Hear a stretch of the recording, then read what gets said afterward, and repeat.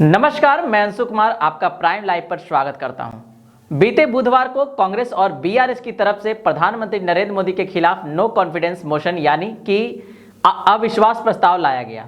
इस वीडियो में मैं आपको बताऊंगा कि अविश्वास प्रस्ताव क्या होता है और क्यों लाया जाता है। अभी हाल ही में मणिपुर में एक बेहद शर्मनाक घटना को अंजाम दिया गया था, जिससे सत्ता पक्ष और विपक्ष पूरी तरह से हिल गया है। सत्ता पक्ष इस विषय पर सदन में बोलने को तैयार नहीं है, वही विपक्ष चाह रही है कि सत्ता पक्ष इस विषय पर सदन के बाहर नहीं बल्कि सदन में बोले। इसी के खिलाफ सदन में प्रधानमंत्री नरेंद्र मोदी के खिलाफ अविश्वास प्रस्ताव लाया गया है। लेकिन यहाँ चौंकाने वाली बात यह है कि कांग्रेस जानती है कि हमारा संख्या बल सदन में कम है, फिर भी आखिर क्यों ये अविश्वास प्रस्ताव लाई गई है। पहले पूरा मामला जान लेते हैं। कांग्रेस सांसद गौरव गोगोई ने लोकसभा में सेक्रेटरी जनरल के कार्यकाल में नो कॉन्फिडेंस मोशन का नोटिस दिया। इसके अलावा तेलंगाना के सत्ताधारी पार्टी बीआरएस ने भी अलग से अविश्वास प्रस्ताव पेश किया है। संसद में संख्या बल के हिसाब से देखें तो अभी मोदी सरकार काफी मजबूत स्थिति में दिखाई देती है। इसके बावजूद विपक्ष की तरफ से अविश्वास प्रस्ताव लाया गया है।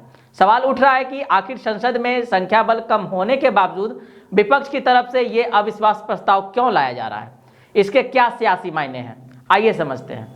पहले संसद में विपक्ष और सरकार के समर्थन में सांसदों की संख्या जान लीजिए। भाजपा की अगुवाई वाली एनडीए सरकार के पास अभी लोकसभा में 330 से ज्यादा सांसदों का समर्थन है। अकेले भाजपा के 301 सांसद हैं। वही विपक्ष खेमे यानी इंडिया गठबंधन के पास लोकसभा में 142 और राज्यसभा में 96 सांसद हैं। संख्या बल के हिसाब से दोनों सदनों में सत्ता पक्ष मजबूत है। तो फिर सवाल उठता है कि विपक्ष अविश्वास प्रस्ताव क्यों लाया। वरिष्ठ पत्रकार प्रमोद कुमार सिंह कहते हैं, विपक्ष अभी किसी भी हालत में चर्चा के केंद्र बिंदु में बने रहना चाहता है। सरकार को हावी होने का कोई मौका विपक्ष को देना नहीं चाहता है। विपक्ष लगातार मांग कर रहा है कि मणिपुर मामले में प्रधानमंत्री नरेंद्र मोदी सदन में एक बयान दे। वही सरकार ने कहा है कि गृह मंत्री अमित शाह इस मसले पर बयान देंगे। ऐसे में अविश्वास प्रस्ताव एक ऐसा तरीका है जिसके जरिए विपक्ष पीएम नरेंद्र मोदी को संसद में बुलाने की कोशिश कर रहा है। कुल मिलाकर सारे विपक्षी दल पीएम नरेंद्र मोदी को ही घेरना चाहते हैं। उन्होंने आगे कहा, अभी पूरी एनडीए का सिर्फ एक चेहरा है और वह है पीएम नरेंद्र मोदी का। ऐसे में भाजपा भी नहीं चाहती है कि किसी भी तरह से पीएम नरेंद्र मोदी इस तरह की विवादों में फंसे। इसलिए सदन की कार्यवाही शुरू होने से पहले ही पीएम नरेंद्र मोदी ने मीडिया के सामने मणिपुर कांड की निंदा की और सख्त कार्रवाई की बात भी कही। पहले अब जानते हैं अविश्वास प्रस्ताव होता क्या है। दरअसल संविधान में अविश्वास प्रस्ताव का कोई जिक्र नहीं है, लेकिन अनुच्छेद 118 के तहत हर सदन अपनी प्रक्रिया बना सकता है, जबकि नियम 198 के तहत ऐसी व्यवस्था है जिसमें सदन के सदस्य लोकसभा अध्यक्ष को सरकार के विरुद्ध अविश्वास प्रस्ताव का नोटिस दे सकते हैं। 26 विपक्षी दलों के गठबंधन इंडिया ने मोदी सरकार के खिलाफ मंगलवार को अविश्वास प्रस्ताव लाने का फैसला किया। बुधवार को लोकसभा अध्यक्ष ने विपक्ष के प्रस्ताव को स्वीकार कर लिया है। हालांकि लोकसभा अध्यक्ष ने बहस के समय अभी नहीं दिया है। इसे सभी दलों से चर्चा करने के बाद तय करने की बात कही गई है। अब जानिए किस तरह पारित होता है ये प्रस्ताव।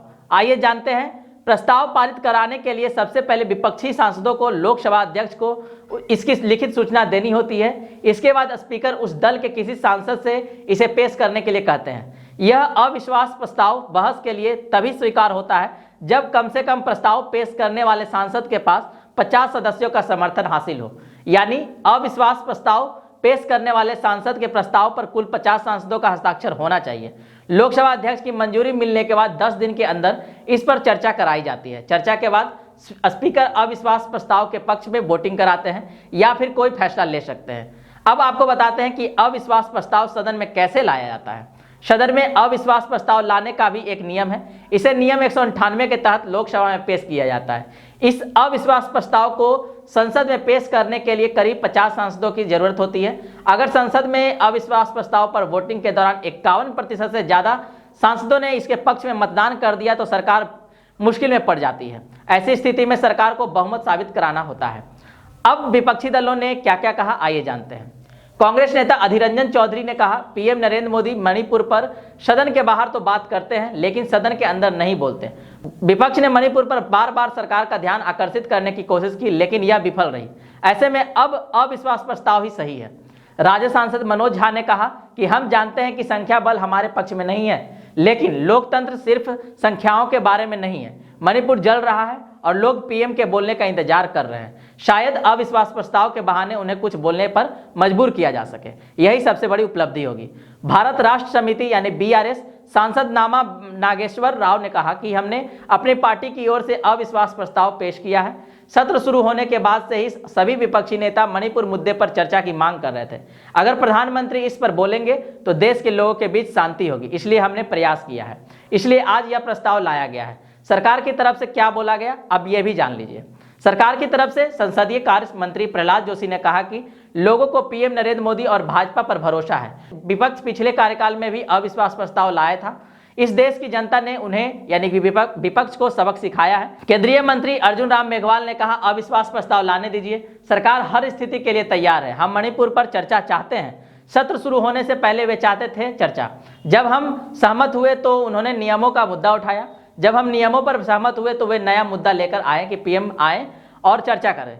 मुझे लगता है कि ये सभी बहाने हैं। आपको बता दें कि ये दूसरी बार होगा जबकि मोदी सरकार के खिलाफ अविश्वास प्रस्ताव लाया जा रहा है। इससे पहले भाजपा के नेतृत्व वाली एनडीए सरकार को 20 जुलाई 2018 को अपने पहले अविश्वास प्रस्ताव का सामना करना पड़ा था और प्रस्ताव भारी अंतर से हार गया था।